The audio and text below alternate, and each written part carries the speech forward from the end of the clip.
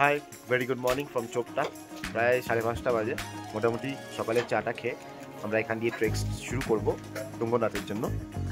তো এই যে সব বসে আছি, আমরা চা খাচ্ছি। চা গুড মর্নিং, গুড মর্নিং জানাই সবাইকে।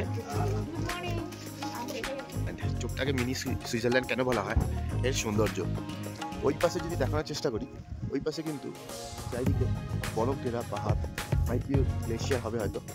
আর আমরা এখন হেঁটে হেঁটে যাচ্ছি তুঙ্গনাথ মন্দির। দারুণ এক্সপিরিয়েন্স। ঠান্ডা, ভালোই ঠান্ডা রয়েছে, মোটামুটি হাত ফাত জমিয়ে দেওয়ার মতো। ভালো এনজয় করছি। আমি চাইবো আপনারা আসুন, এসে কেদারনাথ দর্শন করে, বাবা তুঙ্গনাথকে দর্শন করে বদ্রীনাথের দিকে রওনা দিই।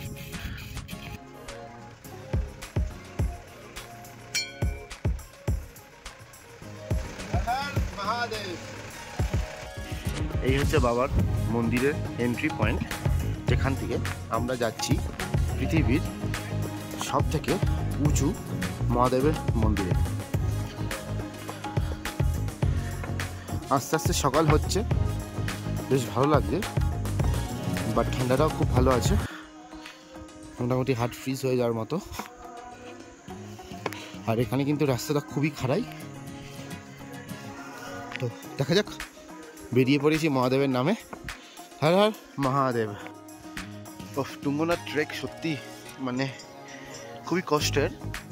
আমরা কেদারনাথ ট্রেকটা করেছি, এতটা কষ্ট হয়নি যতটা তুঙ্গনাথে এই খাড়াই রাস্তা উঠতে যা কষ্ট হচ্ছে। সত্যি এটা ইম্পসিবল ব্যাপার একটা। এই জন্য অনেকে হয়তো কেদারনাথ যায়, তুঙ্গনাথটা স্কিপ করে এতটা খাড়াইয়ের জন্য।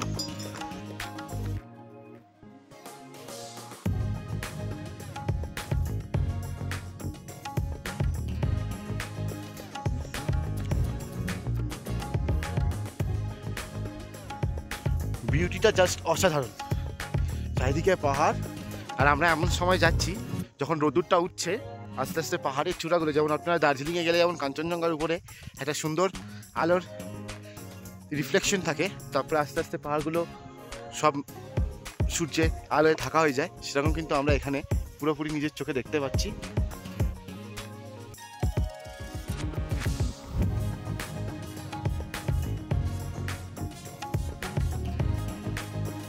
এখন আমরা দাঁড়িয়ে রয়েছি একটা ছোটো চায়ের দোকানে। আর এখান থেকে প্রায় তুঙ্গনাথ টেম্পল 1.5 কিলোমিটার। আর এই হচ্ছে সেই দৃশ্য। ভিউটা অসাধারণ, কিন্তু রাস্তাটা খুবই মানে কি বলবো, খুবই খাড়াই। যাওয়াটা রীতিমতো খুবই টাফ। যারা বয়স্করা যাচ্ছেন তাদের তো আমি যেতে মানাই করবো, এই এত খাড়াই দিয়ে। নিলে অবভিয়াসলি একটা ঘোড়ার সাপোর্ট নিয়ে নিতে পারেন। তাছাড়া এই যে রাস্তা ধরে যখন নামবো তখন কিন্তু আরও কষ্ট হবে, কারণ এখানে যদি একটা ভুল স্টেপ হয় মানে আপনি কিন্তু পড়ে যেতে পারেন। সেই অত দূর থেকে আরও নিচ থেকে, মানে আমরা যেখান থেকে এসেছি সেটা প্রায় দেখাই যাচ্ছে না, মানে অনেক নিচ থেকে আমরা উঠছি এখন। একটা ছোট টিপস যেটা দিয়ে রাখলাম, অনেকেই কিন্তু কেদারনাথ থেকে ফেরার পথে এই লাঠি দিয়ে দেয় বা ফেলে দেন। আপনারা এই লাঠি ফেলবেন না। যারা যারা তুঙ্গনাথ যেতে চাইছেন তারা এই লাঠি ফেলবেন না। এই লাঠি সাপোর্ট কিন্তু তুঙ্গনাথে মারাত্মকভাবে আপনাকে সাপোর্ট করবে, যেটা আমাদের করছে। এবং এখানে এক একটা লাঠির দাম প্রায় 30 থেকে 40 টাকা করে নেওয়া হয়। তো মাথায় রেখে দেবেন, গাড়ি বা বাসে যেখানেই আসুন চেষ্টা করবেন সঙ্গে করে নিয়ে আসার। হর হর মহাদেব।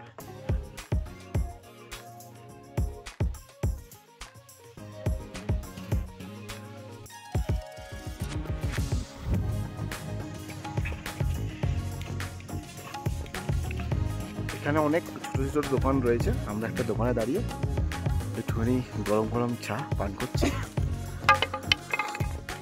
যেটা শরীরের জন্য একটু দরকার। ভালো চা করে আদা ফাদা দিয়ে, 20 টাকা করে এক একটা চায়ের দাম। আমরা প্রায় এসে গেছি, আর হয়তো 500 মিটার। এক্ষুনি রোদ্দুর ছিল, আবার এক্ষুনি মেঘের চাদরে পুরো ঢেকে গেছে। এই হচ্ছে এর সৌন্দর্য।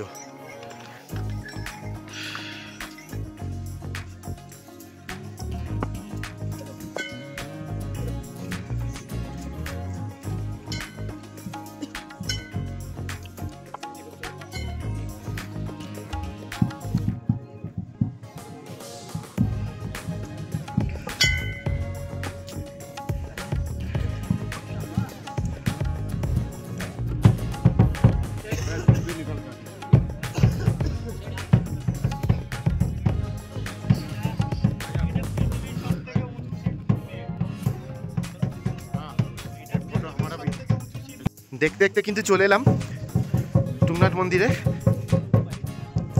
আর এই হচ্ছে সেই মন্দির, সব থেকে হায়েস্ট পিকে এই মন্দির, হায়েস্ট চূড়ায়। এত উঁচুতে কোনো শিবলিঙ্গ নেই পৃথিবীতে। এই তুঙ্গনাথ মন্দির পৃথিবীর সবচেয়ে হাই অল্টিটিউডে। হর হর মহাদেব।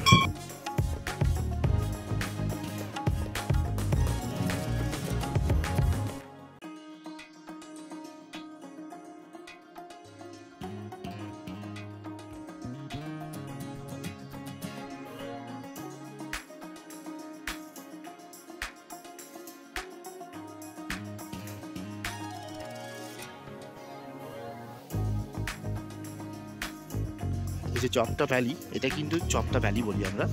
এই চপটা ভ্যালি থেকে কিন্তু সুন্দর একটা পাহাড়ের দৃশ্য দেখা যায়, যা কিন্তু অকল্পনীয়। এর জন্য এটা এখানকার সুইজারল্যান্ড। আর এর মধ্যেই কিন্তু বাবা তুঙ্গনাথ বাবার মন্দির।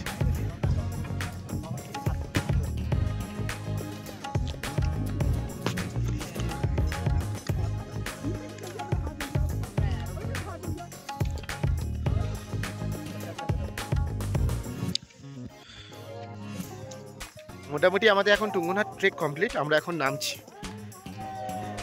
চারিদিকে মেঘে আচ্ছন্ন, প্রচুর মানুষ আসছে, কিন্তু যারা যারা কেদারনাথ করে আসছে তাদের একটু প্রবলেম হবে, উঠতে খুবই প্রবলেম, কারণ খুবই খারাপ, নামতেও খুবই প্রবলেম হচ্ছে। বাট এছাড়া সবই ঠিকঠাক। বাট তুঙ্গনাথের আলাদা রকম প্ল্যান নিয়ে আসাটাই ভালো, যেখানে তুঙ্গনাথে কিছুটা সময় আপনি কাটাতে পারবেন। এবং তুঙ্গনাথ মন্দিরের সামনে কিছু হোমস্টে আছে, যেখানে এলেও কিন্তু আপনারা রুম নিয়ে থাকতে পারবেন। হর হর মহাদেব। এখন আমরা প্রায় নেমে এসেছি, আর কিছুক্ষণের মধ্যেই হয়তো পৌঁছে যাবো আমাদের হোটেল থেকে লাগেজগুলোকে নিয়ে আমরা কিন্তু রওনা নেবো বদ্রীনাথে। আমরা সকালে এসেছিলাম এবং ওইগুলোতে আপনারা হয়তো দেখেছেন পাহাড় দেখতে পাবেন, বাট যেহেতু মেঘ রয়েছে এবং মেঘ ঘুরে বেড়াচ্ছে, তো তার জন্য পুরোপুরি মেঘে আচ্ছন্ন এখন। বাট আমরা যে উপর থেকে এলাম, পুরো মেঘ যেমন আমাদের ছুঁয়ে ছুঁয়ে চলে যাচ্ছিলো, বেশ ভালো লাগছিল।